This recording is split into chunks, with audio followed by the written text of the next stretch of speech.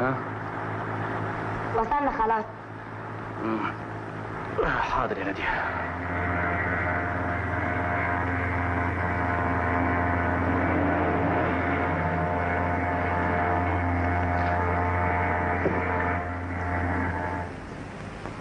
معلش يا حسن، انت عارف الظروف ولازم نفضل كده لحد امتى بس يا نادية؟ حسني استخبى استخبى استخبى. وين؟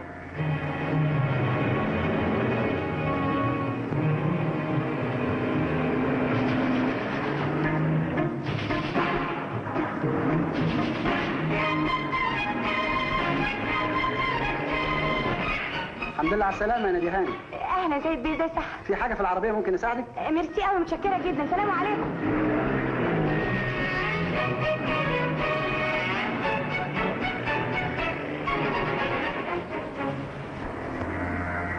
قوم بقى يا حسن. ها؟ مشي؟ مشي. طيب انا هسيبك بقى يا نادية قبل ما حد يشوفها تاني. طب باي باي. باي باي، مع السلامة. الله يسلمك.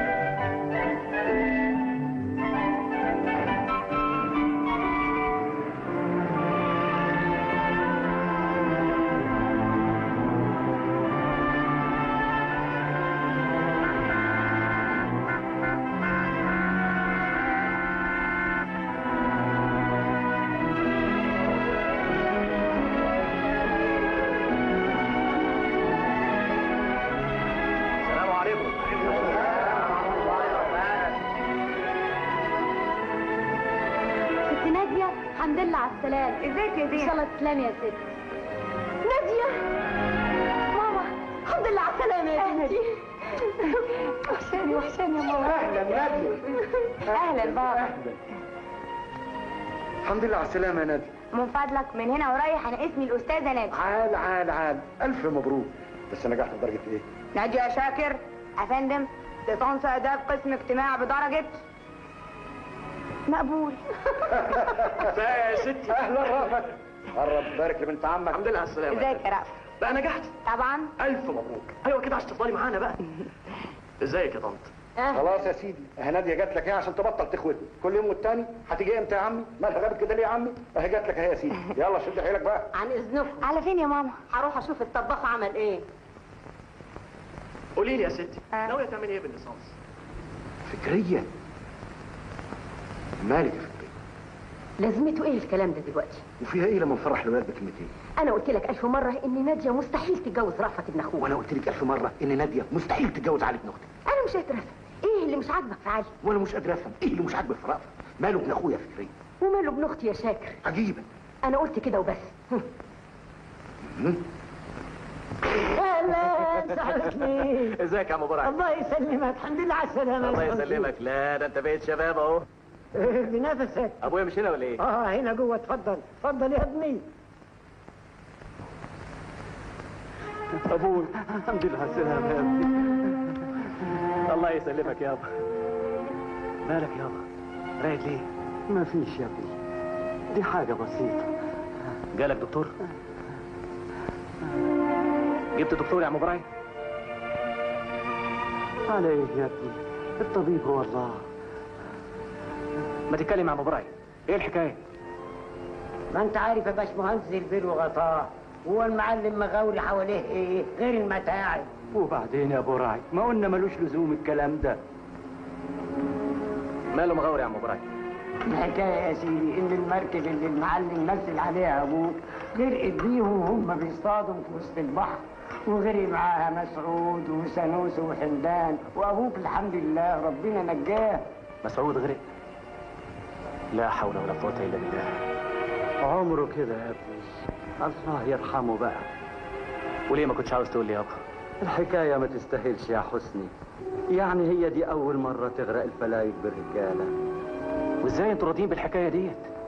اكل العيش يا ابني، ما انت عارف المعلم مغاوري، وعارف ان مفيش قدامنا غيره وغير الفلايك اللي بيدهن. صدق بالله يا باشمهندس، الفلايك المكسره بتاع المعلم ما تنفع تصطاد في بيرة. مش بحر جبار ملوش اول ولا اخر. يا ابني احنا مدام ربنا معانا كله يهون. ربنا ما يرضاش بالظلم ده يابا، وما يرضاش انكم تسكتوا على واحد زي مغاوري. انتوا لازم تاخدوا حقوقكم منه، لازم تطالبوه يصلح لكم المراكب ويحافظ عليكم ما دام بتشتغلوا لحسابه. انت بتقول ايه يا ابني؟ هو احنا بايدينا حاجه؟ على كل حال يابا، ربنا خلاص هيغنينا عن مغاوري وامثاله. انا لقيت وظيفه كويسه في مصر، وادي جواب التعيين اهو. الف مبروك يا ابني، ربنا يوفقك ويعلي مرتبك. مبروك عليك يا باشمهندس، انت ابن حلال وتستاهل كل خير. اتفضل، ولو ان النهارده كان لازم نفرق شرمات. ربنا يخليك يا عم براك. شد حيلك بقى يابا وتعالى معايا عشان اقدر ارد لك الجميل بعد ما تعبت وعلمتني. يا ابني انت عارف رايي في الموضوع ده من زمان، انا راجل بتاع شغل، واللقمه اللي ما اجيبهاش بعرق جبيني ما اعرفش ابلعها. يابا انا ما اقدرش اسيبك هنا ابدا. يا ابني ما تحملش همي ودور انت على مستقبلك. مين؟ سي حسني؟ ولا زمان يا سي حسني؟ الحمد لله على السلامة. الله يسلمك. أبوك بيقول إنك خلاص بقيت مهندس، صحيح الكلام ده؟ ايوه صحيح. مبروك عليك. مالك يا عبد الدايق؟ سلامتك يا أخوي. الله يسلمك يا معلم. مش أحسن دلوقتي؟ نحمد ونشكر فضل. لا يا شيخ، بقى عامل لي عيان. لا والله لا فيه. انتوا قربتوا تخربوا بيتي. كل يوم والتاني الفلايك بتاعتي تغرق منكم وياكلها البحر. جرى ايه يا معلم؟ ده بدل ما تصلح القوارب المكسره بتاعتك اللي هتخلص على الرجاله واحد ورا واحد، جاي تقول الكلام ده؟ انا كنت فاكرك جاي تواسي ابويا بكلمه حلوه بعد ما كان هيروح هدر في البحر. والله عال، عشت وشفت ابنك يا عبد الدايم بيرد عليا. اسكت يا حسني يا ابني. ما انت شايفه بيتكلم ازاي يابا؟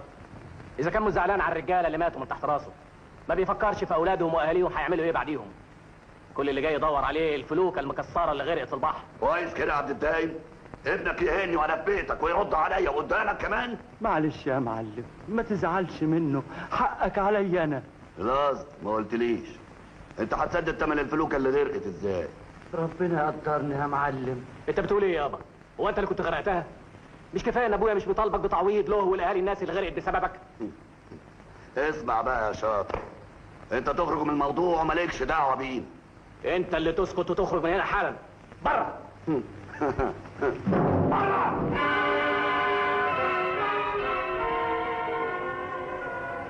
طيب يا ابن عبد الدايم انا خارج، بس ابقى روح انفع ابوك بعد كده.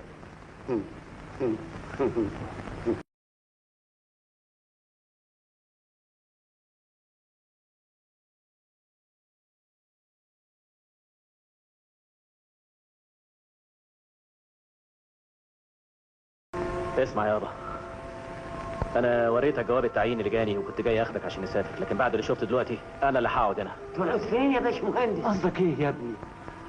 انا هفضل معاكم في بورسعيد، وان شاء الله ربنا هيوفقني واعمل كل اللي انا عايزه.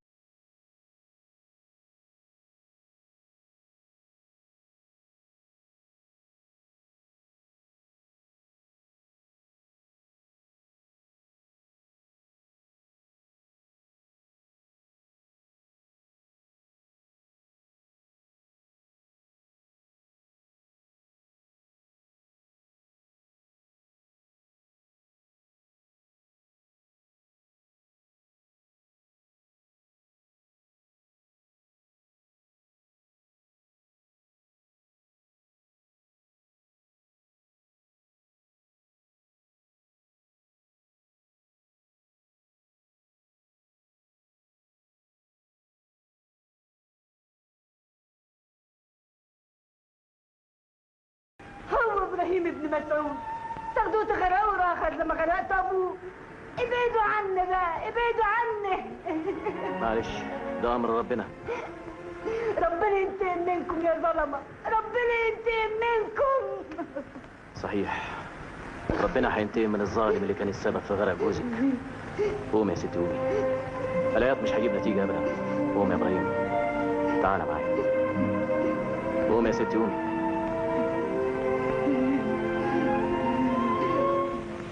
يا رجاله فهموني، المشروع ده هيخليكم تعيشوا بكرامه زي كل الناس. لكن الكلام اللي بتقوله ده مش معقول نقدر ننفذه في اقل من 4-5 سنين. ده صحيح، لكن المهم نبتدي من دلوقتي.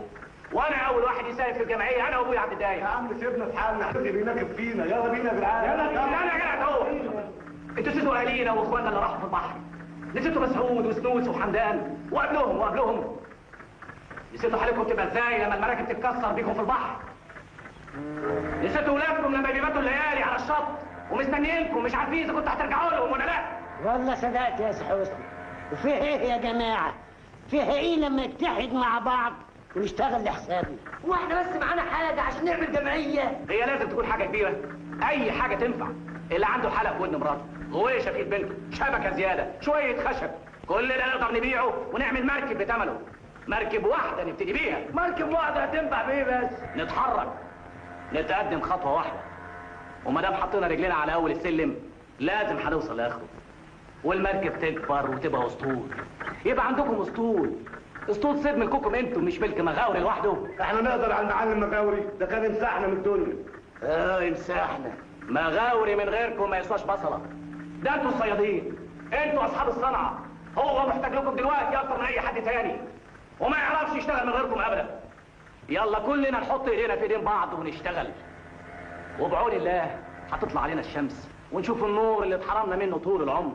خلاص يا باشمهندس، احنا معاك قلوبنا يا باشمهندس. قلوبكم مش كفايه، انا عايز ايديكم وتعبكم، عايز عرقكم وشقاكم. لازم نتحرك يا جماعه، اتكل على الله. خلاص يا رجاله.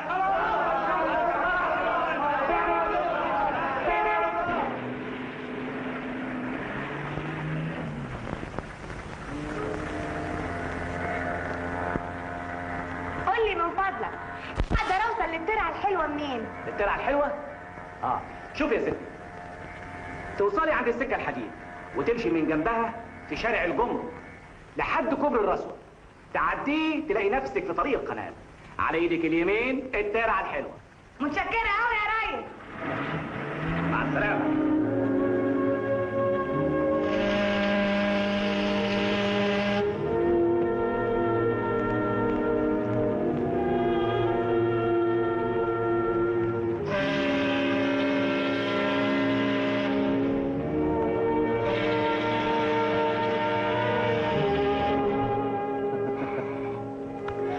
برافو عليكي. هعمل لك ايه ما دام ما سالتش عني؟ هو انا طايلك بس فين يا ناديه؟ مضطرين نجري التقاليد هنا غير مصر. امتى نرجع مصر عشان نتقابل على حريتنا؟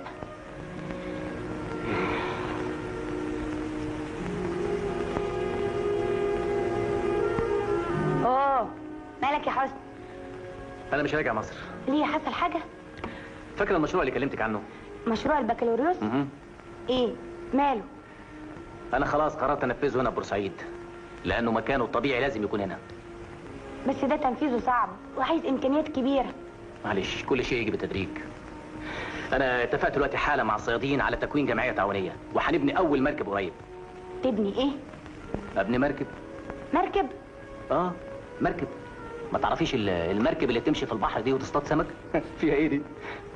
ما فيهاش حاجه، بس جواب التعيين اللي جالك والوظيفه اللي مستنياك في مصر. لازم انت بنفسك يا ناديه تقولي ما تروحش. يعني معقوله اخليك تضحي بمستقبلك من غير سبب؟ ومين قالك ان انا هضحي بمستقبلي؟ بالعكس، انا هبني مستقبلي، مستقبل الصيادين كلهم هنا. يعني هتشتغل صياد يا حسني؟ معقوله دي؟ مش معقوله ليه؟ اذا كان هي الطريقه اللي هتوصلني لتحقيق مشروعي. طب ومشروعنا يا حسني؟ ناديه، انت عارفه قد ايه انا بحبك، وعارفه قد ايه انا مشتاق لليوم اللي نعلن فيه حبنا على كل الناس. لكن انت اللي بتمنعيني اروح اطلبك من والدك. اصل عارفه بابا كويس يا حسني، وعارفه انه مش ممكن هيرضى عن الحب ده، وكنت عايزاك ان انت تشتغل في مصر واشتغل انا كمان في مصر، وبعدين نتجوز ونعيش هناك بعيد عن هنا وعن التقاليد اللي واقفه قدامنا.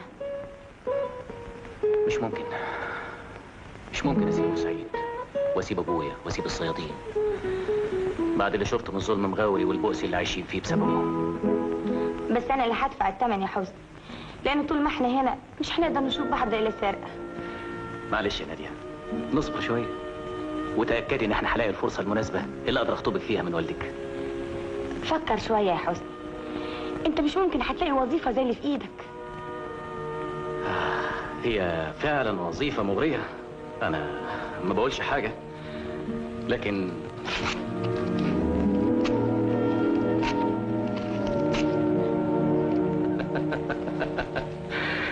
يلا بينا. هوبا.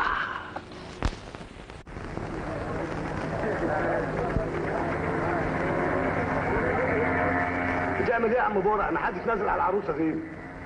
يا اخينا قدامك البنات كتير، اشمعنى العروس؟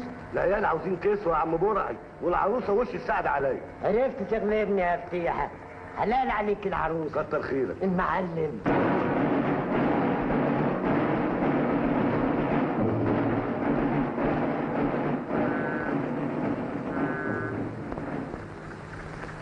انت تنزل على العروسه وانت معاه وانت كمان وانا يا معلم الواد ده خلص اللي عليه. لسه 3 جنيه يا معلم. يبقى انت تروح النهارده. اعمل معروف يا معلم، انا عندي عيال عاوز اربيهم. انا قلت تروح يعني تروح.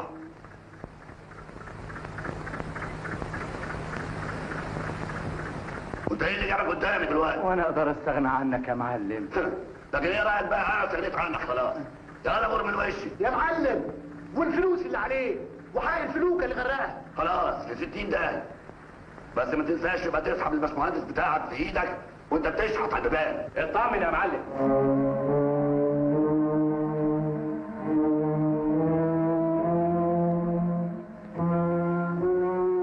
مش احنا اللي نشحت ابدا يا معلم. اهلا وسهلا بالباشمهندس.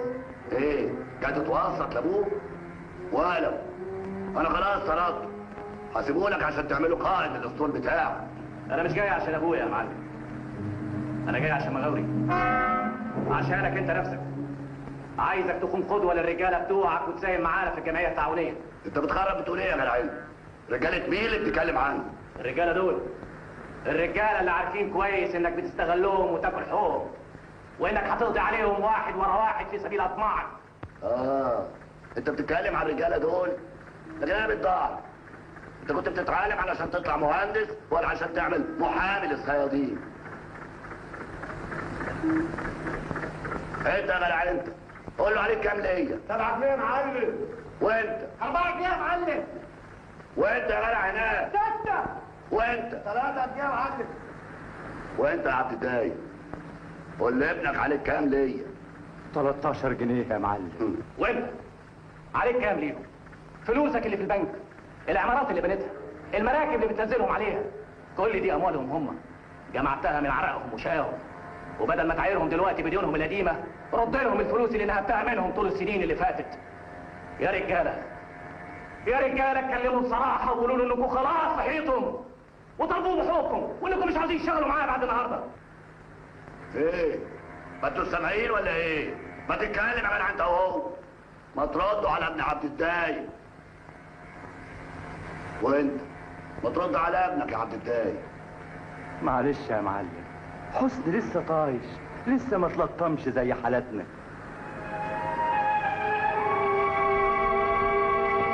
الحمد لله انا عرفت السر دلوقتي. بس شد حيلك يا عبد الدايم، معلش بكره ربنا ياخد بيده ويعقل.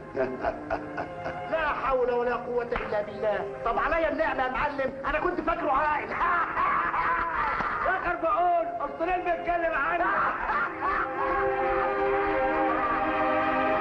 مع السلامة يا باشمهندس زكوة. نزل الرجالة اللي طلعوا على العروسة واديها لعبد الدايم. يلا يلا يا عبد الدايم شد حيلك، معك أحسن فلوكة عندي.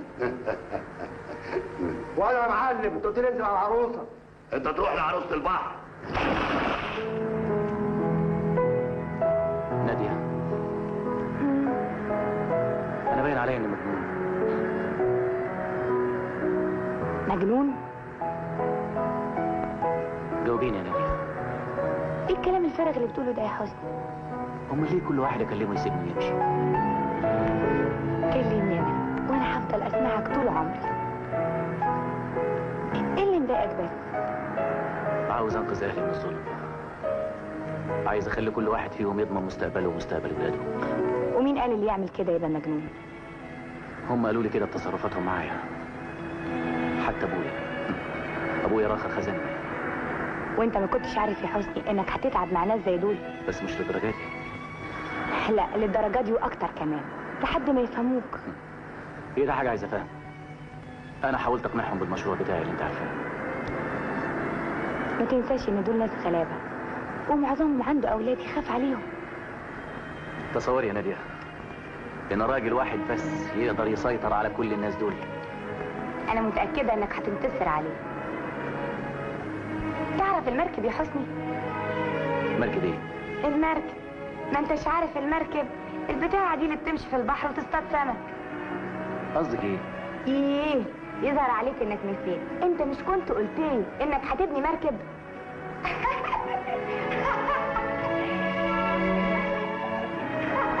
مركب! اوعى يا جدع! هات الخشب هنا، ادهن دي، خزمر دي، افرد الضلوع، ركب الدفة. هات الخشب ده هنا. قرب. ايوه عندك.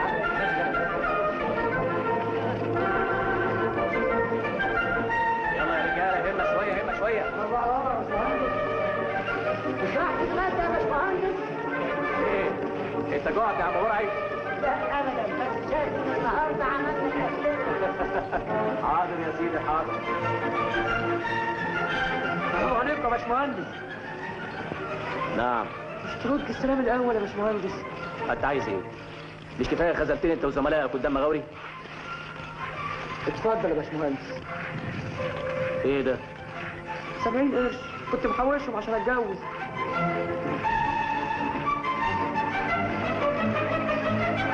اهو بينفعوا برضه. انا كويس كده ليه؟ قرب بقى توري الهمه عينيا. ابراهيم نعم. خد هات لنا ورقتين مسمار 10 سم بس بسرعه. حاضر. رحلة. ايه اخبار الاسطوله يا باشمهندس؟ بتحب عليا؟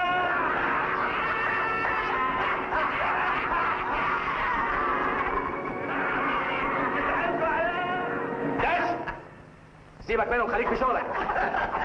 ادي اخر الدهب عبد الدايم، ابنه عمال يدقدق في شويه خشب.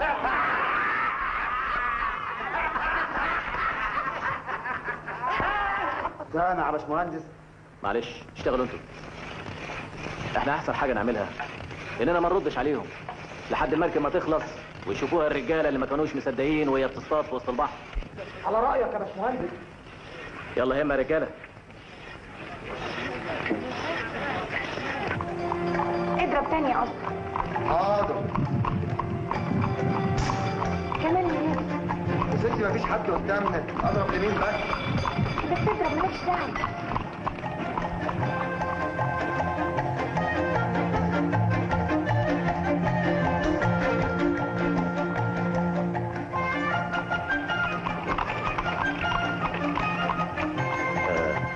لا مؤاخذه يا عم برعي، اصل انا جوعت قوي. ايه مش قلنا كده؟ انا راجع على طول. مع السلامه يا باشمهندس.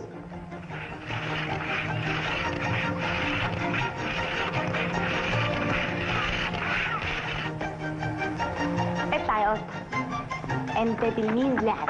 ليه بس يا ابله؟ مش تيجي اول ما تسمع الجرس على طول؟ ايوه بس متهيألي ميعاد الدرس لسه ما جاش.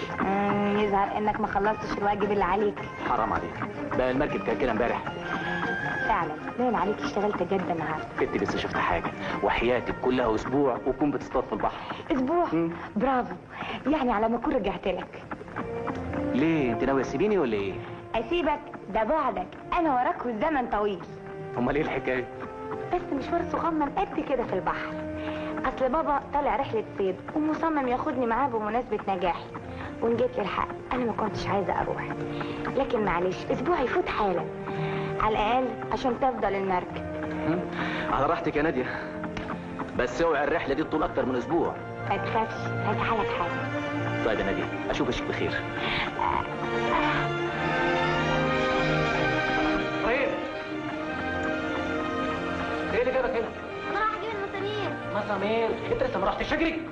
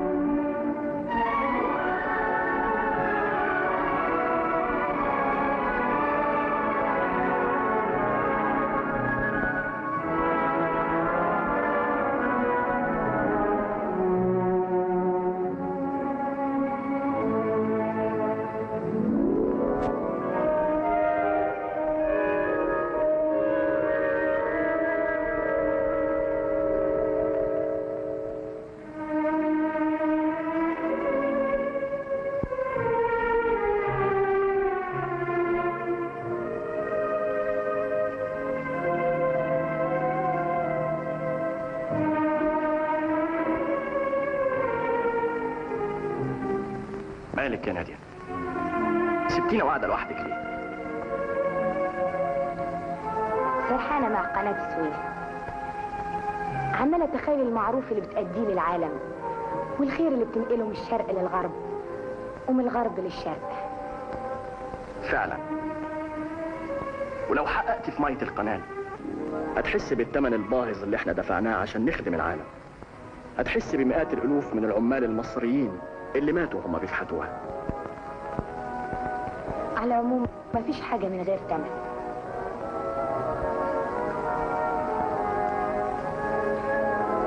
أنا معجب بيك أوي يا نادية. متخيل إنك هتكوني زوجة عظيمة وأم مثالية، وإنك هتربي أولادنا تربية جميلة. أنا موافق على الجزء الأول من كلامك يا رأفت، أما الجزء الثاني فسابق لأوانه. ما هو مش معقول يا معلم تسكت عليه، ده بيبني المركب فعلا، هو والواد درش وجرعي وكان نفر من الصيادين. يا اخي قلت لك بلاش غالب. الله يا معلم بعدين الرجاله يفتكروك انك خايف منه ولا حاجه. وعايز تعمل ايه يا سيزيكو؟ نخلص عليه، لا من شاف ولا من دري. فكرك يعني ما اقدرش اقتله؟ طب وساكت ليه؟ مش وقته يا عبيد. مساء الخير يا عاد. مساء النور يا معلم. ما هو اصل المركب لو نزلت البحر يا معلم هتشجع الصيادين انهم يسيبونا ويروحوا معاه. اما انك رود يا صحيح. لا حول الله يا رب. ليه يا معلم؟ قلنا هو دوره لسه ما جاش، انما المركب تلحق تشوف لك فيها صرف قبل ما يخلص. ايوه كده تعجبني يا سيدي المعلمين كلهم. يا سلام عليكم على افكارك النيره. ما تعرفونا بالعشاء الليل. الله ازاي بقى؟ عليا الطلاق لازم تتعشى معانا الليله. يا سلام احنا في تيك الساعه. يلا يا عزه لحسن عصافير بطننا صوصاوي. الله يلا اتفضلوا. يلا يا معلم اتفضل يا معلم. طب خد وادي الشيشه. مش هتحن بقى يا عزه؟ تواكل عيش وملح مع جوز يا معلم. طب وامتى بقى هتدوقينا الحلاوه؟ حلاوتك مش في البيت ده يا معلم. بلاش عين. انت عارفه مفيش حد يقدر يقف في سكتي. يظهر انك تهت عن السكه المره دي يا معلم. اما انا لقيت لك شويه طرش يا معلم. الحادق يحلو في بيتك يا سيزيكو. يكبر خاطرك يا معلمي. يلا اوعى ايدك. طب يلا بقى.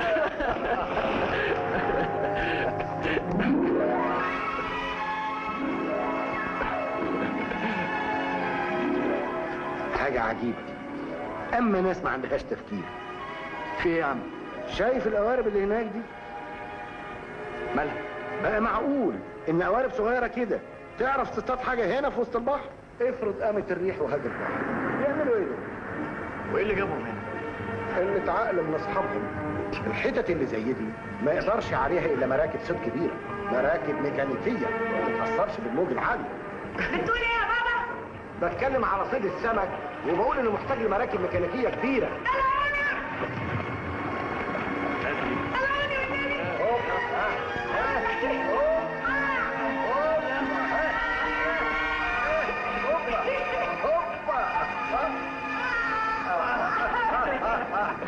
بالظبط يا بابا، عايزين مراكب كبيره. لكن الصيادين هيقدروا يجيبوا مراكب كبيره منين؟ ده معظمهم ناس غلابه يا دوب بيدوروا على رزق يوم بيوم. فعلا الحكايه دي محتاجه رؤوس اموال كبيره تقف وراها. ومين يرضى يضيع فلوسه في مشروع زي ده؟ ضيع؟ ده مشروع ارباحه مضمونه 100%، لان عمليه الانتاج والاستهلاك بالنسبه للسمك مستمره طول السنه. بحر موجود وسمكه كتير والناس ما بتبطلش اكل ابدا. انا عندي فكره هايله يا بابا. ايه رايك لو تبني اسطول صيد ميكانيكي يصطاد لحسابك؟ ايه ده يا ندى؟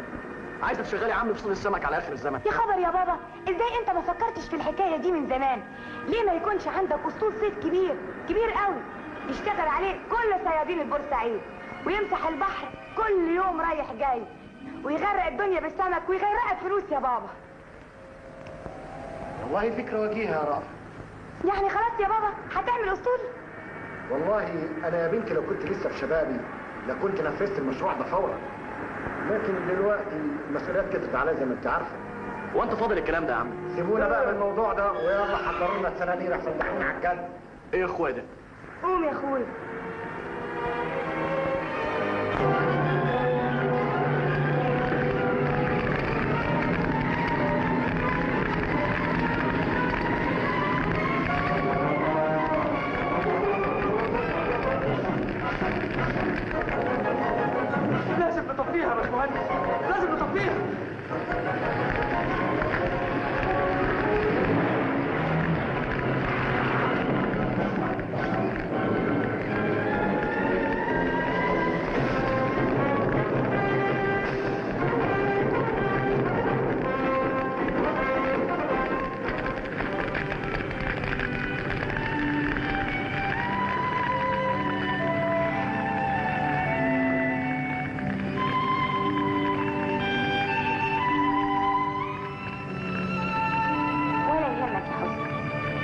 انت قدامك فرصه احسن من دي بكتير. فرصة ايه بقى؟ ايه رايك لو رحت لبابا وعرضت عليه مشروعك؟ انت بتقولي ايه يا نادية؟ انا اروح لوالدك واعرض عليه المشروع؟ وليه لا؟ احنا كنا في رحله الصيد بنجيب في سيره صيد السمك والمراكب، ولقيت عنده استعداد لمشروع زي ده. يظهر انك لسه ما فهمتنيش لحد دلوقتي يا نادية. بقى انت وانت بالذات عايزاني ابيع نفسي لابوكي؟ عاوزاني اتخلص من قطاع صغير عشان اسلم نفسي لقطاع كبير؟ حسني، انا ما اسمحلكش تقول كده على بابا. انت عارف ان بابا رجل مكافح وعمره ما كان من المستغلين. اذا كانت انت نفسك بتحذريني منه، بتحذريني اقابله عشان اخطبك، حاسه انه هيقف في طريقنا، يبقى ازاي عايزه تسلميني له؟ احنا حكايتنا مساله شخصيه، انما انا غرضي اسهل عليك تنفيذ المشروع اللي انت عايز تساعد بيه الصيادين. المشروع اللي محتاج لراس مال، واديك عرضته على البنك وطلب منك ضمان. هتعمل ايه اكتر من كده؟ انا مش شايفه فيها حاجه انك تروح لبابا تقابله راجل لراجل وتعرض عليه شروطك. رجال الاعمال اللي زي والدك ما بينظروش للمسائل اللي زي دي الا من زاويه المكسب، وانا مش ممكن اكون مجرد وسيله لتحقيق الربح لاي انسان من النوع ده حتى لو كان ابوكي. تفتكر ان مغاوري هيسيبك تبني المراكب وتاخد منه رجالته؟ مفيش نجاح من غير معركه. انا هنفذ المشروع مهما كانت الظروف. انا قلت هوصل، يعني هوصل.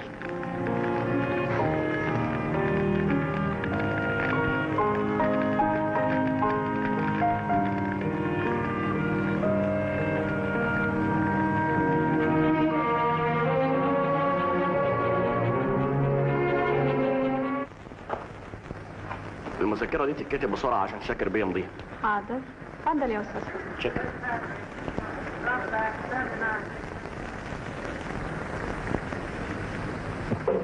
اتفضل.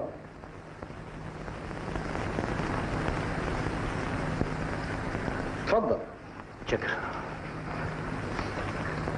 يا فندم، أنا المهندس حسني عبد الدايم، متخرج من كلية الزراعة جامعة القاهرة، ومتخصص في الصناعات الغذائية. المشروع اللي خدت بيه البكالوريوس كنت عامله عن كيفية إنشاء صناعة حفظ الأسماك في مصر. الو.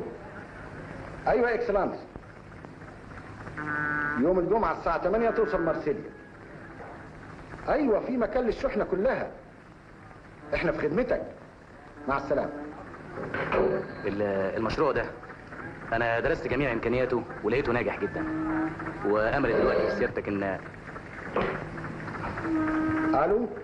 اهلا اهلا، الحمد لله على السلامه يا فاضل بيه. الساعه كام؟ تشرف يا فندم، انا في انتظارك. مع السلامه. طيب استاذن انا بقى. يظهر ان سيادتك ما عندكش وقت. اقعد يا باشمهندس، انا واخد بالي كويس من كل اللي انت قلته. مشروع البكالوريوس بتاعك كان عن انشاء صناعه حفظ الاسماك في مصر، وانك درست جميع امكانياته فلقيته ناجح جدا. مش كده يا استاذ حسني عبد الدايم؟ مظبوط يا فندم. المشروع. اهلا ناديه. صباح الخير يا بابا. ايه اللي جايبك بدري كده؟ اصل زهقت من القعده في البيت، قلت اجي اقعد معاك شويه. اهلا وسهلا. اتفضل. المهندس حسني عبد الدايم، بنتي ناديه. اهلا وسهلا، تشرفنا. اهلا. ايوه يا باشمهندس. الحقيقه المشروع اللي انا جاي لسيادتك عشانه مشروع كبير، مش ممكن تلخيصه في كلمتين. انا كاتبه على ورق وفيه كل التفاصيل، وانا سمعت ان سيادتك رجل اعمال ناجح وبتشجع المشاريع الجديده، عشان كده انا جيت اعرض عليك المشروع ده. لازم انت بقى من بورسعيد. ايوه، وابويا صياد وبيشتغل عند المعلم مغاوري. عشان كده عاوز تعمل السمك المحفوظ، ها؟ فعلا. طيب يا باشمهندس، سيب لي الملف ده انا ادرسه. انت مش بتقول ان فيه كل التفاصيل؟ ايوه يا فندم. عال خالص، كويس. طيب فوت عليا الاسبوع اللي جاي زي النهارده وانا اقول لك على رايي.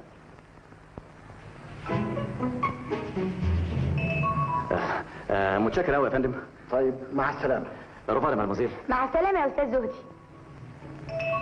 حسني يا فندم، حسني عبد الدايم. متاسفه يا استاذ حسني. ما هو مش معقول يابا اسيبك تشتغل مع مغاوري لحد النهارده. يا ابني انا قلت لك ما تكلمنيش في الموضوع ده تاني. ده برضه كلام يا عبد الدايم؟ قول له والنبي يا عم برعي. طبعا انت لازم تكون اول واحد تشجعه وتنضم له. امال الناس الغرب بتعمل ايه؟ يوه، انت باين عليك فضيل النهارده. يابا دي مسألة كبيرة بالنسبة لي. انت بالطريقة دي بتقلل من قيمتي قدام الناس. اسمع بقى يا حسني، انت سيبني اشوف اكل عيشي زي ما انا سايبك تعمل اللي على كيفك. اعمل معروف بقى، سيبني اشوف شغلي.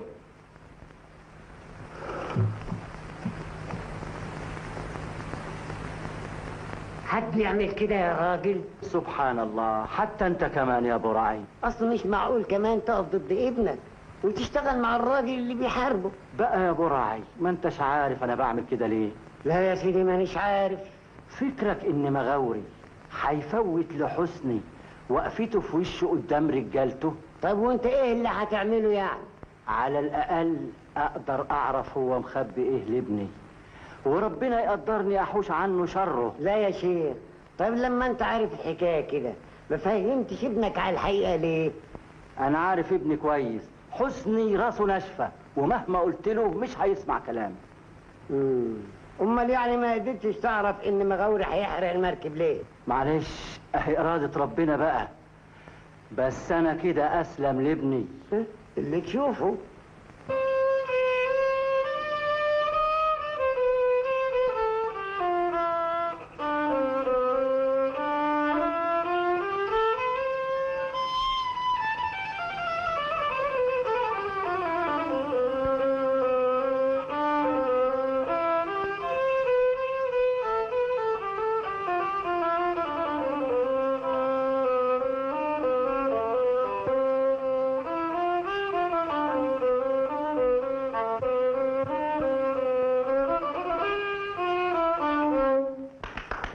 برافو عليك صحيح. ايه رايك يا طنط في اللحن العاطفي ده؟ هايل. قدرت تصور لنا جو معركة حربية.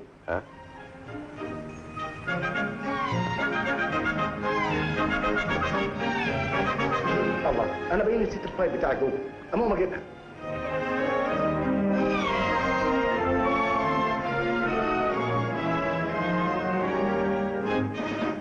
خلاص يا سيدي، اهو رأفت بيكلم ماما دلوقتي، على الله بقى توافق ونحدد ميعاد الشبكه على طول. على الله يا بابا، انت عارف انا علي ابن خالتي ده ما مدقوش ابدا. بقى معقوله اسيب رأفت واتجوز علي؟ لا اطمني، رأفت هيخليها توافق المره دي. يا رب يا بابا. اما انزل اشوف وصلوا لايه. يا حبيبي يا بابا. نعم، عايز تقول ايه من غير لف ودوران؟ بصراحه انا عاوز اعرف امتى اقدم الشبكه. الف مبروك يا ابني، لقيت العروسه خلاص؟ بعدين بقى يا طنط، انا مش عارف انت بتعملي معايا كده ليه. انا قلت لك 1000 مرة ان نادية هتتجوز علي ابن اختي. بس كان علي لسه ما قدمش الشبكه لحد دلوقتي. انت مالك بقى بالكلام ده يا سرافة؟ انا متفقة مع اختي وخلاص. الفايل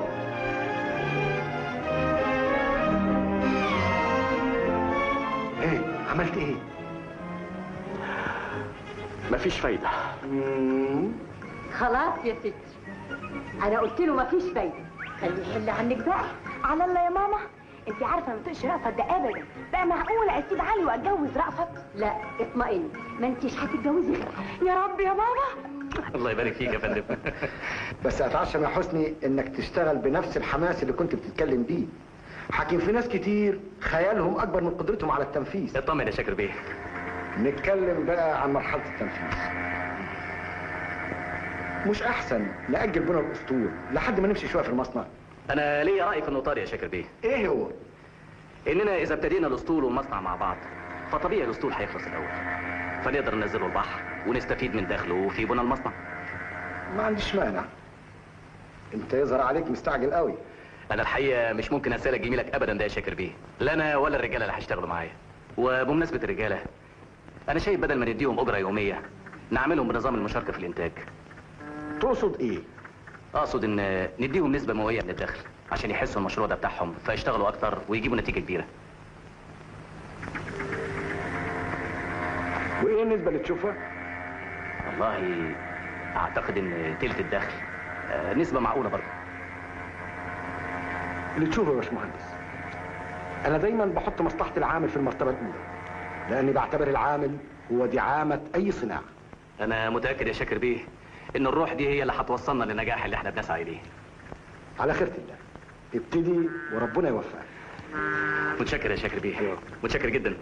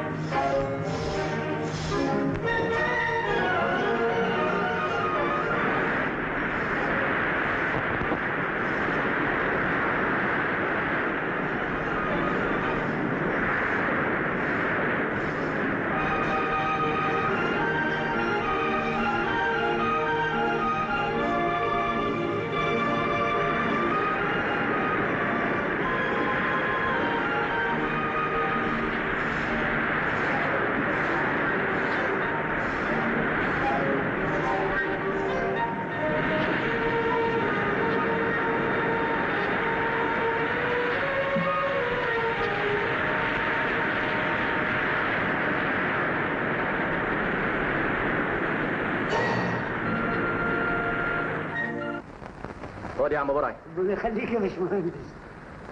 وانت يا سيدي؟ طول عمرك. 7 عمر. امان. وانت يا سيدي قرش، ما تفتكرش النار كلت ال70 قرش بتاعتك. خد يا سيدي وبسلم لي على العروسه. اسلم لك على العروسه؟ ده انت لازم تكون اول واحد يحضر الفرح يا باشمهندس. ان شاء الله يا درش. يا ليلي يا ليلي يا يا ليلي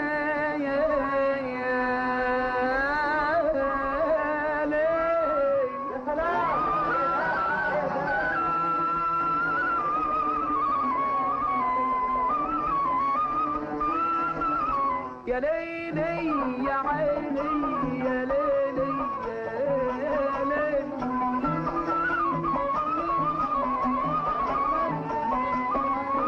يا عيني يا ليلي يا ليلي يا عيني يا ابو الغلابه يا ليلي.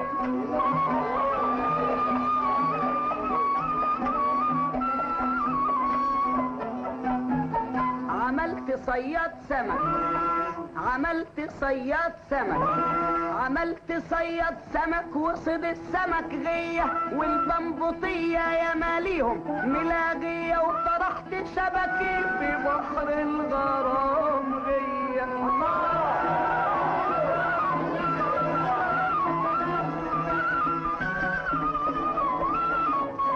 يا مسدلال والجمال والورد عال غالي عال حلو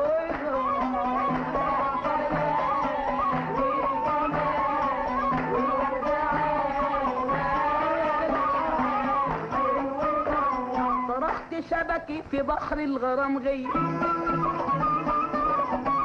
طلعت لي واحدة بياض والتانية بلطية. طلعت لي واحدة بياض والتانية بلطية، ده الرزق بالله والأعمال بالنية.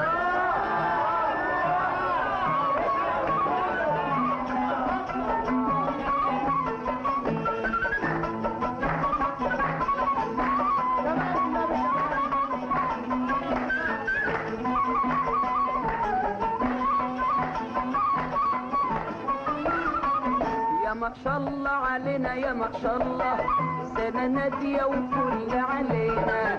يا ما شاء الله علينا يا ما شاء الله سنة نادية وكل علينا. والبحر بيضحك والله والموج ظاهر حوالينا. يا ما شاء الله علينا يا ما شاء الله سنة نادية وكل علينا. يا ما شاء الله علينا يا ما شاء الله سنة نادية وكل علينا. والبحر بيضحك والله والموج ظاهر حوالينا. على شط البحر المالح شفت الزعلان يصالح. على شط البحر المالح شفت الزعلان يصالح. او الصانع ويا الفالح او الصانع ويا الفالح والعامل نور حوالينا. يا ما شاء الله علينا يا ما شاء الله سنة نادية وكل علينا. يا ما شاء الله علينا يا ما شاء الله سنة نادية وكل علينا. والبحر بيضحك والله والموج ظاهر حوالينا. سلام على محمد.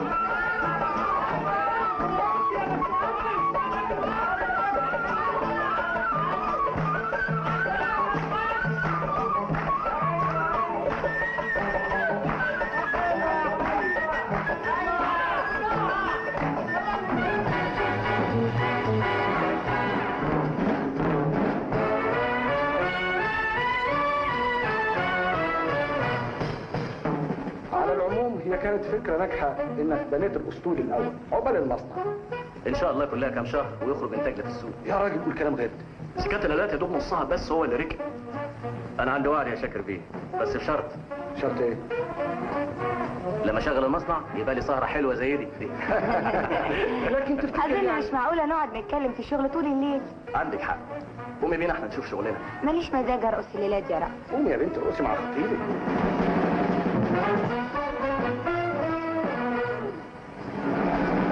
يلا يا نادي.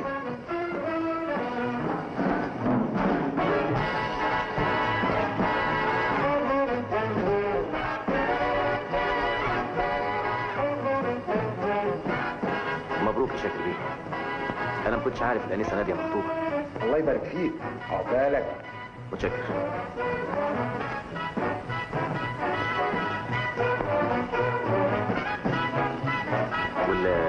والفرح امتى ان شاء الله؟ قريب، قريب قوي. ما تخاف، هنعزمك.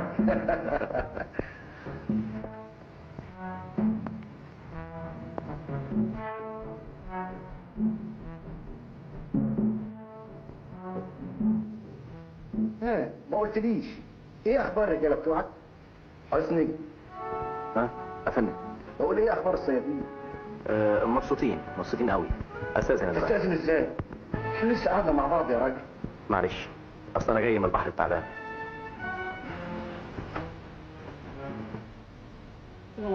يا راجل اقعد لما السهره تخلص ونروح كلنا سوا. معلش مره تانية. على فين يا استاذ حسني؟ تصوري عايز يسيبنا ويروح من دلوقتي. انت لازم اتضايق من كتر الكلام في الشغل. بالعكس، الشغل عمره ما يضايق. طب تعالى ارقص معايا. مستني ايه؟ مش عزمتك ولا مكسوف من خطيبها؟ لا اتفضل يا باشمهندس، انا دم انجليزي.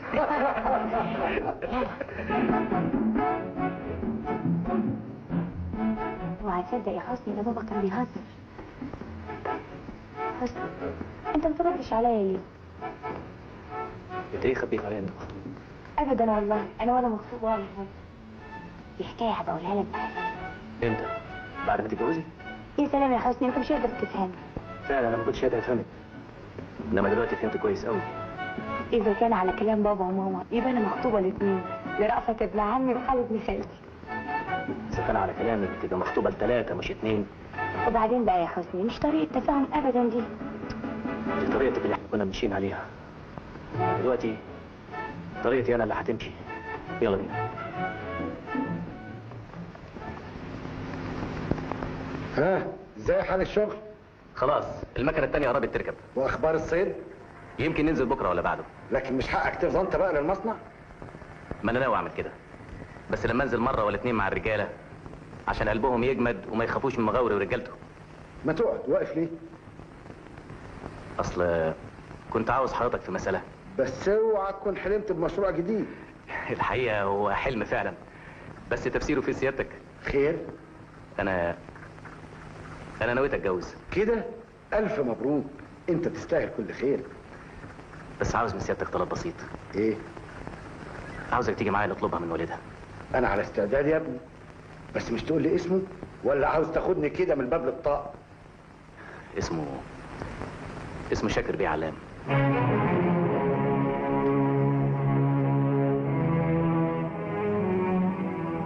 لكن يا استاذ حسني، انت عارف ان بنتي مخطوبه لابن عمها رأفت.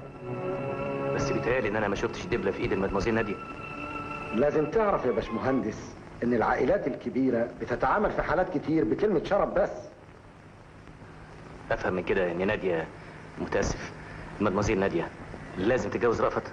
اذا ما كانش عندك مانع. لكن غريبه انك تفكر في واحده زي ناديه. وايه الغريب في كده يا فندم؟ انا بيتهيألي ان بنتي بتغلط في اسمك لحد النهارده، يعني دليل على انك ما لفتش نظرها ابدا. كفايه ان لفت نظر سيادتك. الشهاده لله يا ابني، انت موظف كويس، لكن بنتي مخطوبه. والمين؟ لواحد من عيلتها الكبيره المعروفه.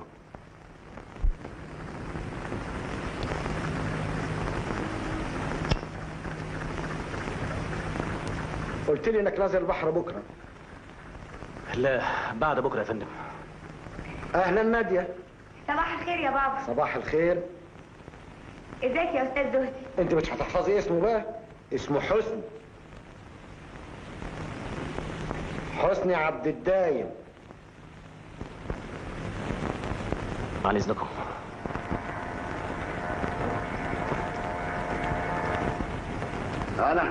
انا المراكب بتاعتي تفضل كده من غير صيادين يشغلوها؟ انا اللي طول عمري ملك البحر. يطلع لي عيل على اخر الزمن ياخد رجالتي مني؟ هعمل ايه بس يا معلم؟ مش قادر على ابني. لما مش قادر عليه يبقى ايه فايدة شغلك معايا؟ فايقني وريحني. هي دي المكافأة اللي بتديها لي بعد الشقة العمر معاك. معلش، ربنا كبير.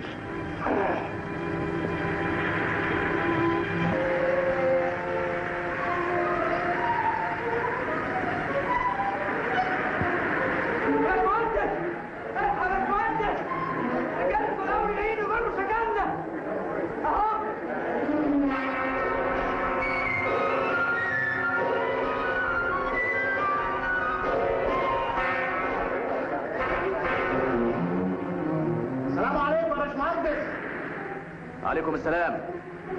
احنا جايين نمدلك اذن عشان تخلصنا احنا كمان من ظلم مغاوري. ايه اللي حصل؟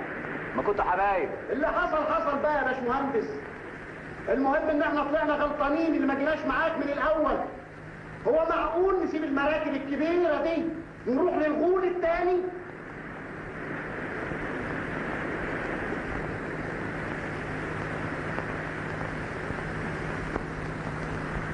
طب اطلعوا. يعيش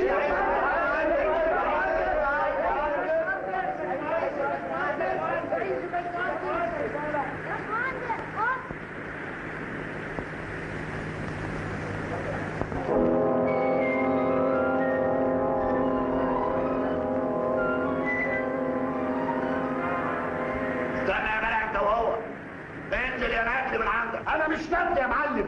النادل هو اللي يشتغل معاك تاني. بقول لك انت والرجاله من جنب الولد ده. لم بلسانك واختش يا مغاوري. انت ليك يوم تاني معايا، انما دلوقتي انا بتكلم مع الرجاله بتوعي. انت ليك رجاله هنا يا مغاوري؟ الاصنام اللي واقفه جنبك دي. الاصنام نطعت يا معلم بعد ما صحيت وفتحت وشافت النور. لو راجل نزلنا يا رجاله مغاوري، يا رجاله المعلم، اتفضلوا انزلوا له.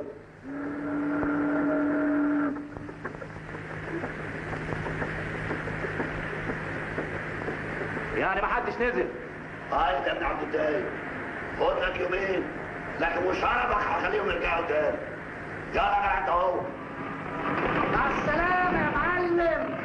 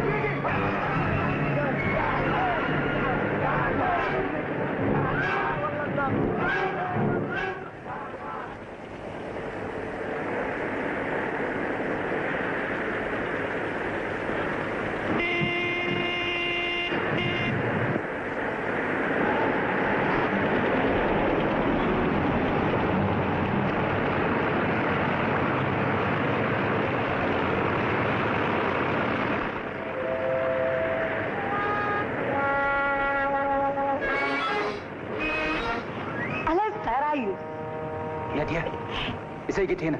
بطريقتي الخاصة. وايه اللي جابك؟ انت مش قادرة ابعد عنك يا حسن. طب واهلك؟ اطمن، انا فهمتهم اني مسافر عند خالتي يومين. ده كلام ده يا نادية. افرضي حد من الصيادين شافك دلوقتي، هنعمل ايه؟ انا ماليش دعوة بالصيادين، ماليش دعوة بحد ابدا. انا عايزة افضل جنبك وخلاص. انت نسيتي انك مخطوبة؟ والدك اكيد الحكاية ديت. انا بحبك يا حسني ومش هكون لحد غيرك. خلي بابا يقول اللي هو عايزه. يا باشمهندس، اسكندريه 16. هات 20. خلصت.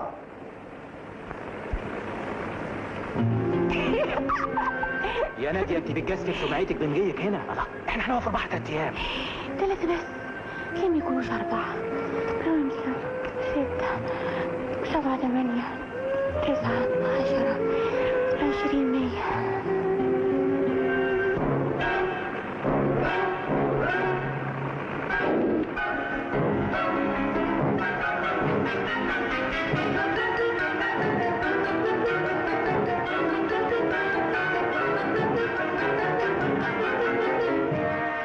شمال؟ انت شمال يا ريس. دغري دغري يا ريس.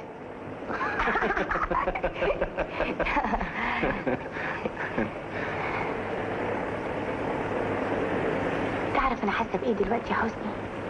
حاسه بايه يا حبيبتي؟ حاسه ان احنا مسافرين بعيد وبنقضي مع بعض شهر العسل.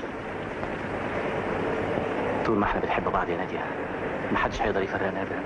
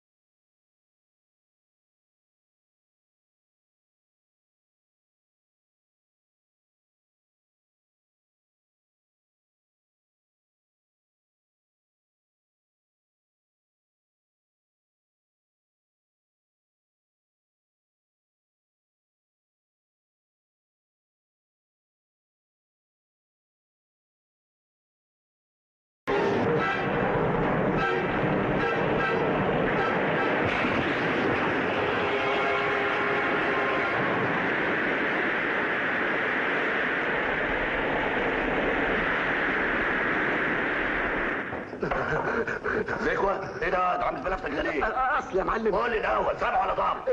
الحقيقه يا معلم لا سبع ولا ضب. بتقول ايه؟ معلش يا معلم بس انا جايب لك خبر انح يا معلم. خبر ايه الله يخرب بيتك؟ انا بعدك تسف المركب تقوم ترجع لي بخبر؟ اصل يا معلم الحكايه انكشفت قبل ما اكتب يا معلم. سلامة. معلش يا معلم بس اسمعني يا معلم. طب انت عايز تقول ايه؟ انا شفت بنت شاكر بيه مع حسن على المركب. بتقول مين؟ بنت شاكر بيه نادية. وحياتك يا معلم شفتها بعينيا متخفيه ولابسه راجل ولسه معاها في البحر. وايه اللي عرفك انها بنت شاكر بيه؟ ضربتها يا معلم ساعه الخناقه والبرنيطه بتاعتها وقعت فعرفتها على طول. اوعى يا ولد تكون مش هي. وانا تايه عن نادية يا معلم. وراحت فين دلوقتي؟ لسه معاها على المركب. طب تعالى معايا. يا باشمهندس يا باشمهندس لا انت شاكر فيه جاي.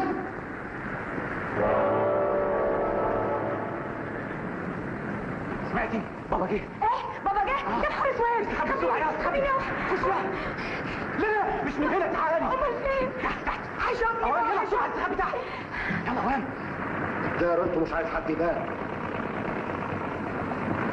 انا مش عايز فضايح.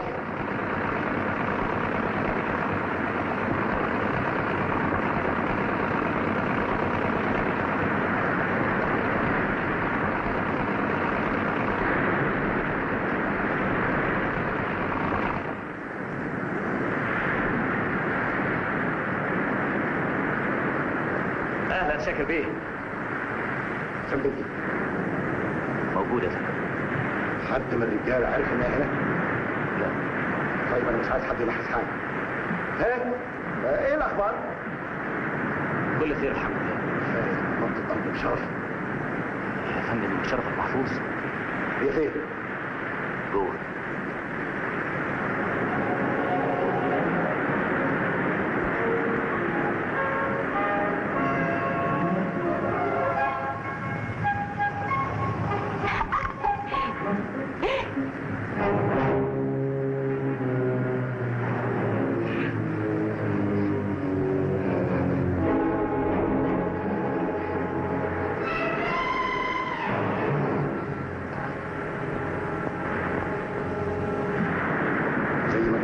عارفها عايزه ترجع من غير ما حد يعرفها. بس احب اكد لك ان انا ما كنتش اعرف انها موجوده على المركب. مش وقته. اقطع الرحله وارجع بالاسطول حالا. شدوا حيلكم يا رجاله.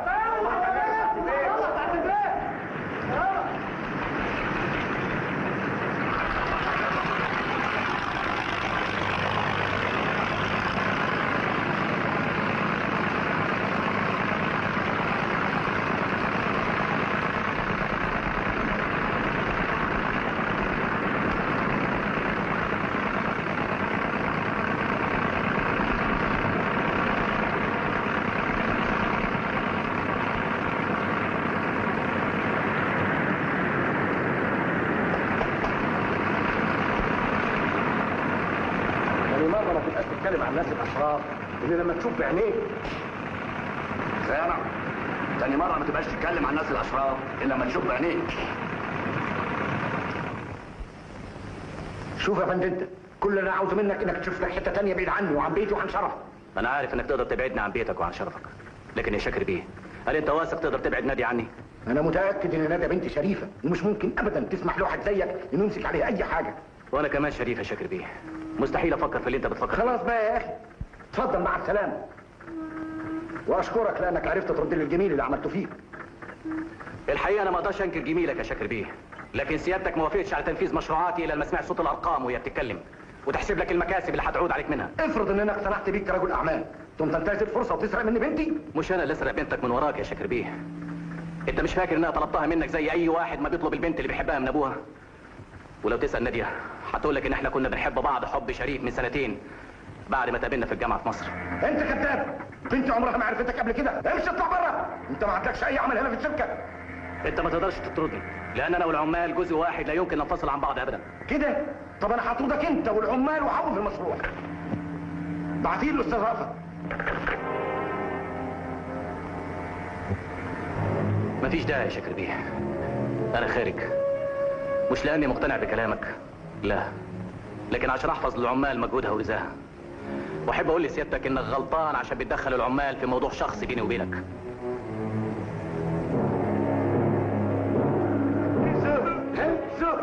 انا قلت هتتجوز رأفت، يعني هتتجوز رأفت. لا انا قلت هتتجوز عادي. ارجوكم سيبوني بقى، مين اللي قال لكم ان انا هتجوز ابن عمي ولا ابن خالتي؟ انا مش هتجوز خالص. هتتجوزي وهتتجوزي رأفت بالذات. ولا كلمه. انا هتفق معاه دلوقتي على ميعاد الخطوبه وفيها مسخره وكلام فارغ.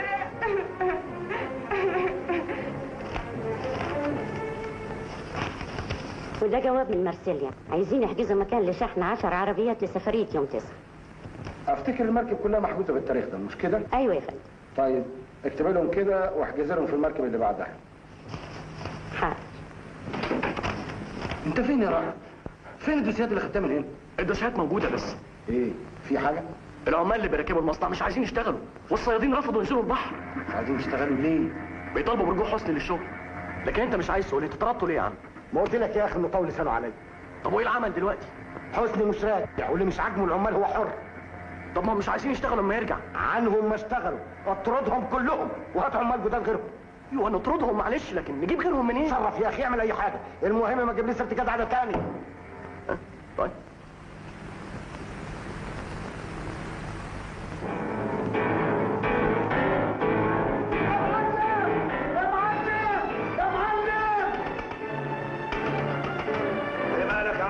جايب لك خبر طازه. خلاص يا معلم، خلصنا بابن عبد الدايق.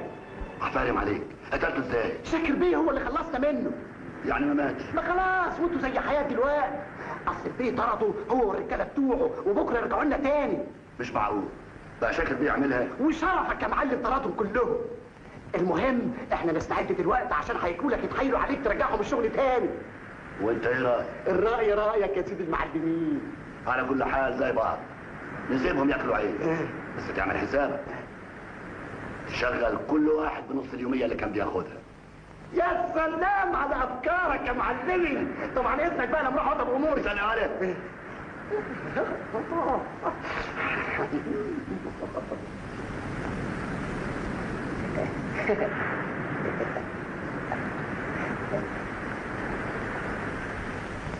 انا يمكن افوت عليك في البيت الليله دي نطبق في المساله. بس اعمل حسابك يعني العشاء مش هيكون ولا بد. ليه؟ افتقرت خلاص؟ ابدا يا معلم، بس اصل مراتي سافرت الاسماعيليه امبارح. سافرت؟ ليه خير؟ اوعى تكون زعلتها يا ولد. ودي تيجي يا معلم، اصل اختها ولدت وراحت تقعد معاها يومين.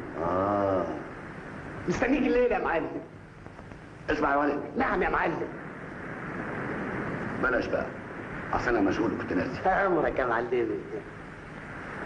ما هو احنا مش راجعين الشغل الا دخلناك معانا. ما هوش معقول نشتغل من غيرك. يعني تخلصنا من المغاول وتودينا لشاكر بيه وتسيبنا. يا جماعه لازم تفهموا انتوا ما بتشتغلوش عشان شاكر بيه، ده مستقبلكم. انتوا نسيتوا انكم شركاء في الدخل. احنا لو مت مطبوع مش راجعين من غيرك يا باشمهندس. مش راجعين من غيرك. يا سيدي اذا كان بيزعلك حقك علينا احنا، بس ما توصلش الدرجه انك تسيب الشغل اللي بنيته. انتوا ليه تربطوا مستقبلكم بيا؟ افرضوا ان انا مت النهارده.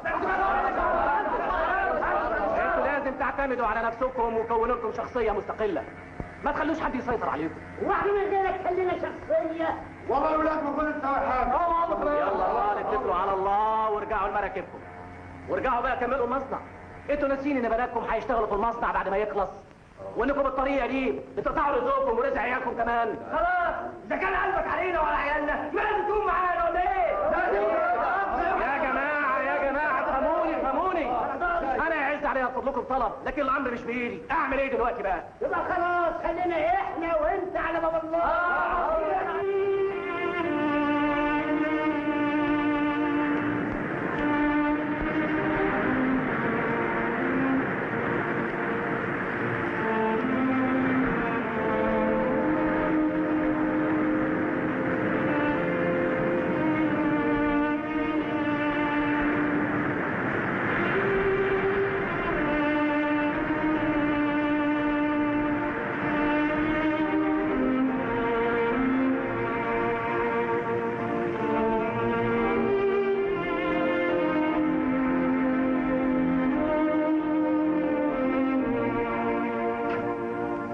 مساء الخير يابا. مساء النور يا ابني.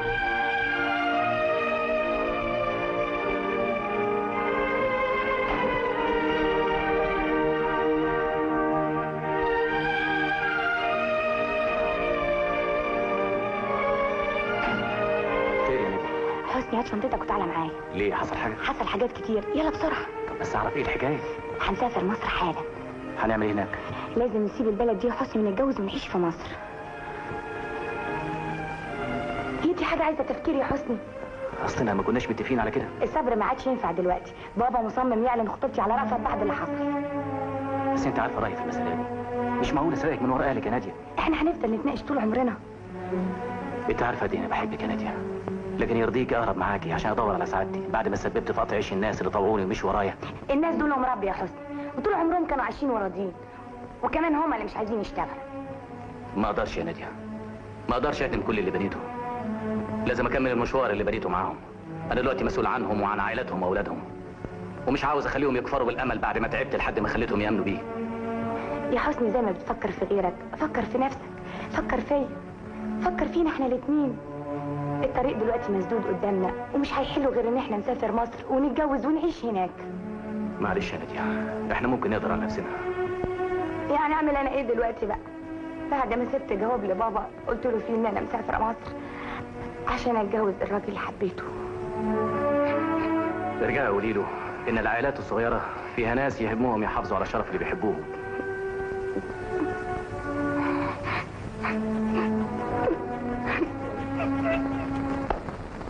وبعدين انا هتجنن، مش عارف اعمل ايه دلوقتي. انا ما كنتش افتكر ان ناديه تعمل كده ابدا. كله منك انت. انا قلت لها تهرب من البيت وتروح تتجوز ابن واحد صياد. لا، انت اللي غصبت عليها تتجوز في رأفت بتاعه. هو سي علي بتاعك هو اللي كان هيهللها.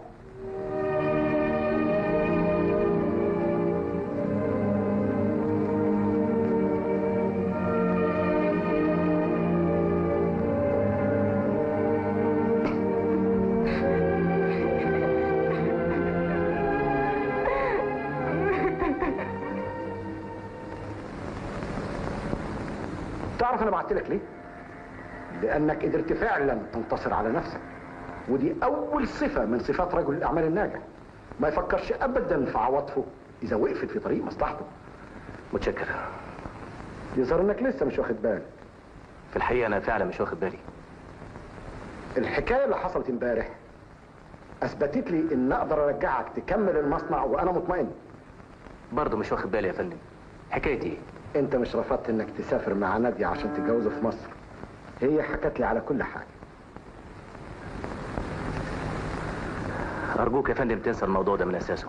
دلوقتي انا ممكن اصدق انك تقدر تتعامل بكلمه الشرف، بس انا عاوز منك حاجه بسيطه قبل ما ترجع شغلك. تحت امرك يا فندم. اديني كلمه شرف انك ما تطوعش نادية مهما حاولت تتصل بيك.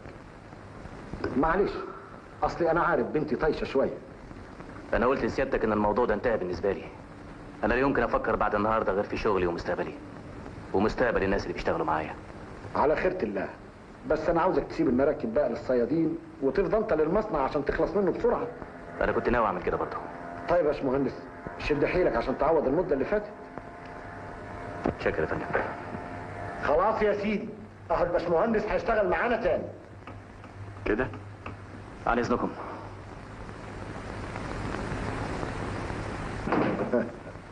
مالك؟ انا مش قادر افهم.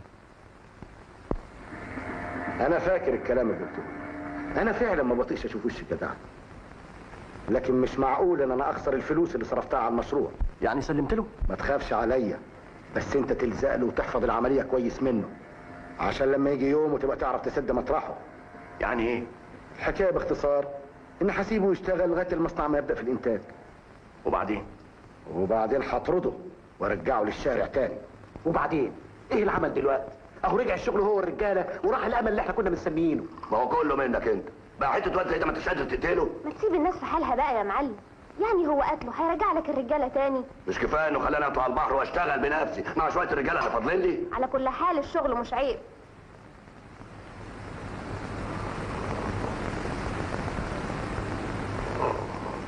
اديني سجاره يا زيكو. ما انت عارف ان انا ما بشربوش يا معلم. ليه؟ هي شيشه مش عاجباك؟ لا بس زهقت منها. خد. روح هات صندوق دخان. ما تخلي يا معلم. يلا مالي يا والي.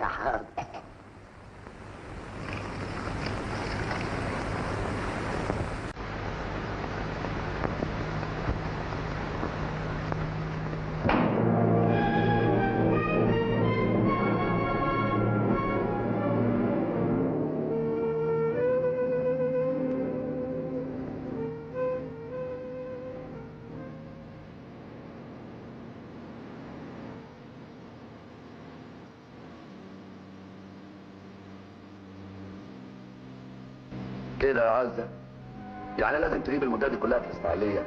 اعمل ايه يا معلم؟ اختي ملهاش غير. الحمد لله على سلامتها. واد ولا بنت؟ بنت. كويسة. ايه رأيك بقى في القميص ده؟ مش من توبي ولا انا من توبه يا معلم. ما هو مش معقول تفضل مدوخاني وراك بالشكل ده. حرام عليك يا معلم، ده انا جوزي دراعك اليمين. انا اقول اسهل يا عز، احرق قلبي ولا اقطع دراعي. انا المعروف سيبني. اسمع ما اقول، كنت عايزه جوزك يرجع لك من البحر بكره تعالي وتهوديه، اما اذا كنت مستنيه عنه فانت حره بقى. يا عبيطه، هو ذكوى ده من مقامك؟ انا ههياك واغرقك في العز. ولو عارف يا معلم. ما تخافيش، انا هسيبه بكره في البحر وارجع لك. خبيه. السجاير يا معلم. لا مؤاخذة، اصل الباب كان جايب طيار. انت في بيتك يا معلم. تشكر. استاذن انا بقى. وما تنساش تبقى بكره عشان تبقى سارحه مبارك. ان شاء الله يا معلمي. تصبحوا على خير. وانت من ناحيه الخير. الله الباقي يا معلمي. خليه عشانك.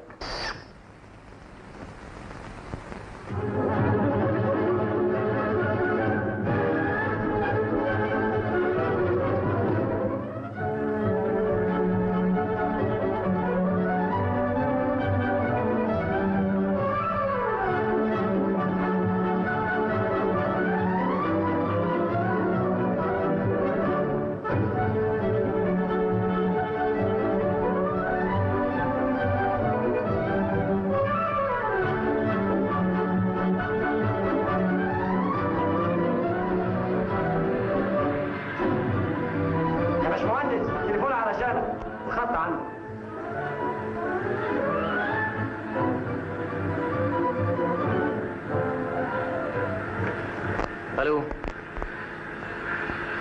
اهلا وسهلا. انت فين يا حسن؟ انا سألت كتير عليك قبل كده. ايوه ناديه، في حاجه؟ الف مبروك رجوعك للشغل. اظن دلوقتي مالكش حجة بقى. يا سلام، مالك مستعجل كده؟ طب ما عطلكش ونبقى نكمل كلامنا في الملاح. انا مش هقدر اجيلك. لا ولا بكره. الحقيقه انا مشغول قوي الايام دي. مع السلامه. الو. الو.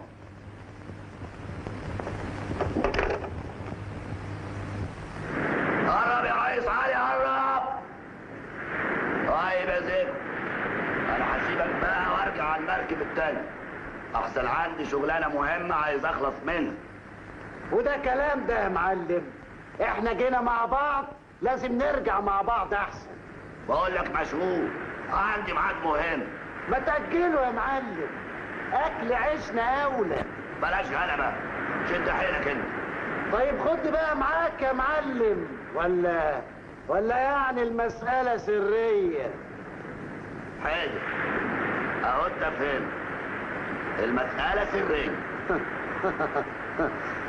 المسألة سرية ولا فيها خيانة يا معلم؟ قصدك ايه يا علي؟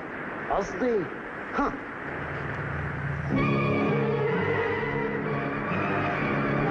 قصدي القميص ده يبقى بتاع مين يا معلم؟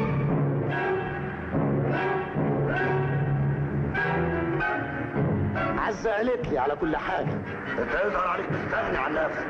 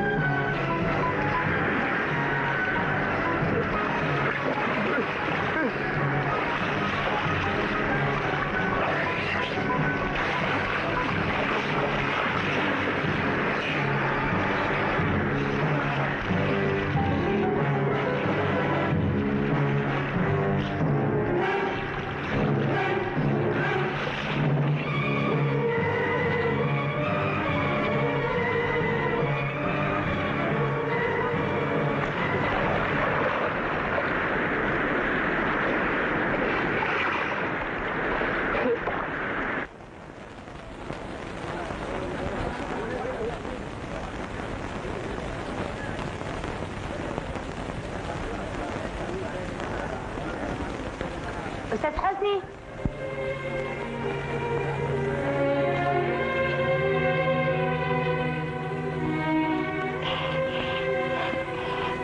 ايوه ناديه. بقى دي مقابله يا حسني؟ معلش اصل اعصابي تعبانه شويه. اي خدمه؟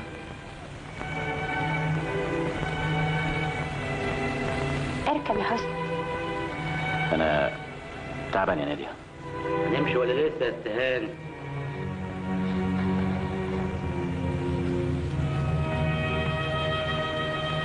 اطلع يا اسطى.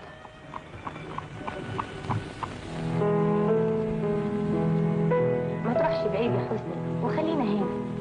ما دام الرجاله اللي كان قلبك عليهم رجعوا الشغل، احنا كمان لازم نشوف حل في مشكلتنا.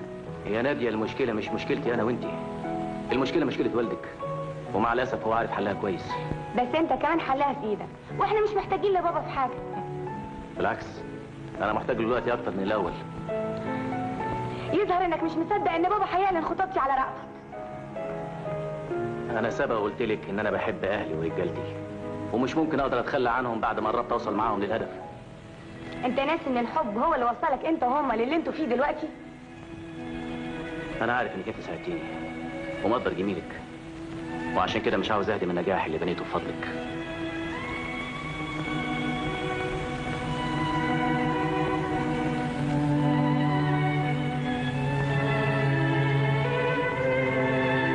اتكلم بصراحه بقى يا حسني، عايز تقول ايه من غير لف ودوران؟ بصراحه انا شايف ان احنا كنا ماشيين في طريق غلط، واننا مش لازم نتقابل بعد كده ابدا. قصدك ايه؟ يعني عايز تبيعني وتبيع نفسك عشان حته وظيفه زي دي؟ مفيش داعي للكلام ده يا ناديه. يلا بينا بقى. استنى هنا، رايح فين؟ مش ممكن ابدا تكون في وعيك، مش ممكن تنسى حبي بالسهوله دي. انا اسف يا ناديه، مش هقدر اعمل الا كده. يلا بينا بقى. بس قبل ما تمشي لازم تعرف ان دلوقتي بس اللي عرفتك على حقيقتك، وبكره هتدفع الثمن غالي يا باشمهندس.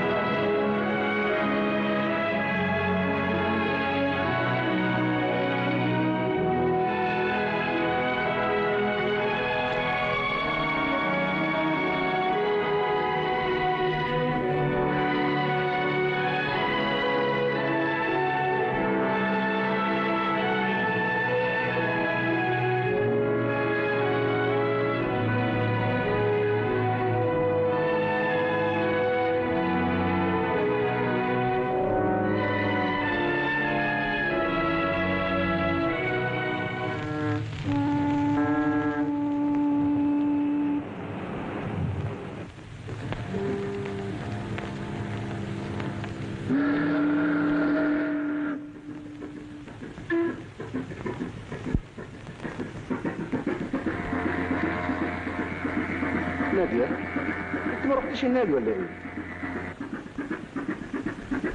مالك يا بنت؟ انا موافقه يا بابا. موافقة على ايه؟ امتى عايز تعلن خطوبتي على رأفت؟ ألف مبروك يا بنتي. أهو كده الكلام. أنا كنت متأكد إنك هتعقلي وتعرفي مصلحتك فين. فعلا يا بابا، أنا كنت مجنونة ودلوقتي عقلت.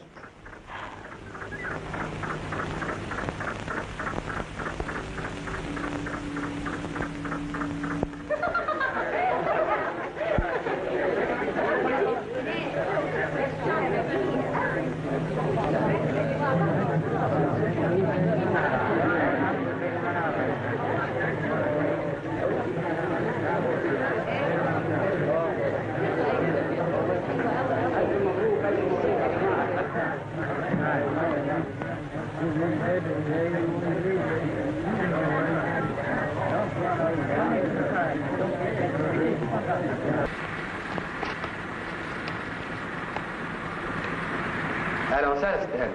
امال فين الاستاذ رأفت؟ ما جاش النهارده يا فندم. ما تعرفش الاقيه فين؟ يا باشمهندس، ست هاني بتسال على الاستاذ رأفت. شوف شغلك انت، شويه هم رجاله. طب لما يجي تبقى تقول له ان خطيبتك سالت عليك. حاضر يا فندم. اهلا ناديه. كنت فين طول النهار يا رأفت؟ ابدا، كنت على المركب في الميناء لحد ما مشيت وبعدين فت على المطبعه. سعيد يا حسني. اهلا رافض. خير يا ناديه، في حاجه؟ مش هتسهرني ليله زي ما وعدتني؟ يا خبر، وانا اقدر اتاخر؟ تحبي تسهري فين؟ نروح شاليه. خلاص نروح الشاليه، بس مش نعزم باشمهندس الاول؟ لا متشكر، انا مش متعود اسهر بالليل. انا ما بكلمكش على سهرة الليلة يا اخي، انا بتكلم عن الفرح. اتفضل يا سيدي، انت اول واحد يستلم تذكرة الدعوة. اول الشهر بالظبط، بعد اسبوعين من تاريخه. يعني قبل المصنع ما يشتغل باسبوع. وانت يا اخي كل حاجة تدخل فيها الشغل، حتى الافراح كمان. فرحتي الكبيرة هتكون يوم ما امسك بايديا اول علبة ينتجها المصنع. انت متأكد انها هتكون فرحة؟ وده عايزة كلام؟ جايز. على كل حال ساعات الفرحة بتبكي. على العموم مبروك مقدما، وارجو ان ربنا يوفاني واشغل المصنع قبل الفرح عشان اقدم لنادية هانم هدية بالمناسبة ديت. مفيش داعي تتعب نفسك، انا مستناك بره في العربية يا رأفت. طيب يا نادية، قد ما اكتب لك اسمك.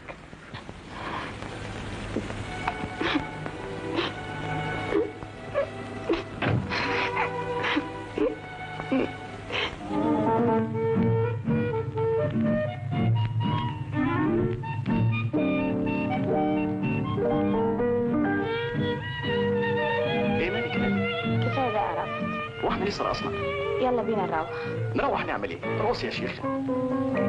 يا سلام يا رأفت، قلت لك انا تعبانة.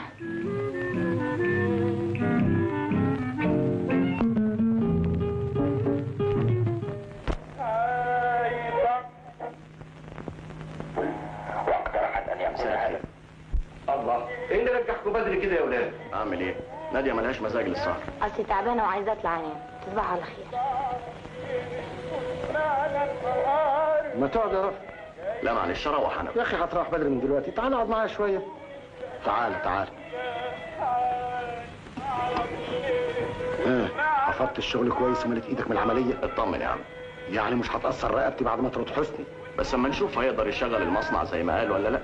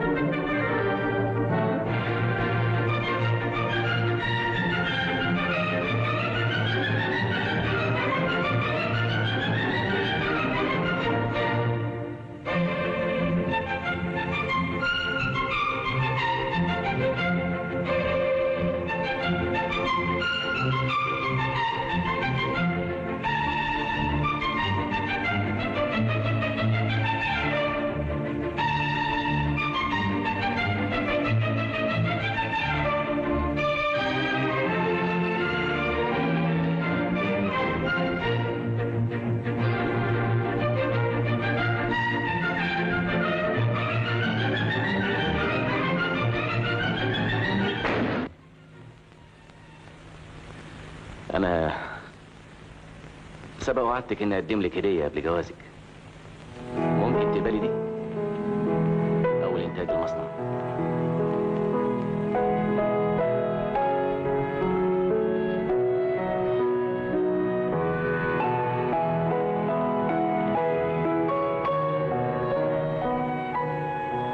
يا شاكر بيه، أحب أقول لك إن في حالات الواحد ما يقدرش يتمسك فيها بكلمته حتى لو كانت كلمة شرف. وأنا إذا كنت وعدتك إن أبعد عن بنتك زي ما طلبت مني، أقدر أقول لك دلوقتي إن حب النادية مش ممكن يقف قدامه وعد أو كلمة أو أي قوة في الدنيا. فأرجوك تقبل استقالتي من الشغل يا شاكر بيه، لأني ما أقدرش أنسى حب نادية بنتك.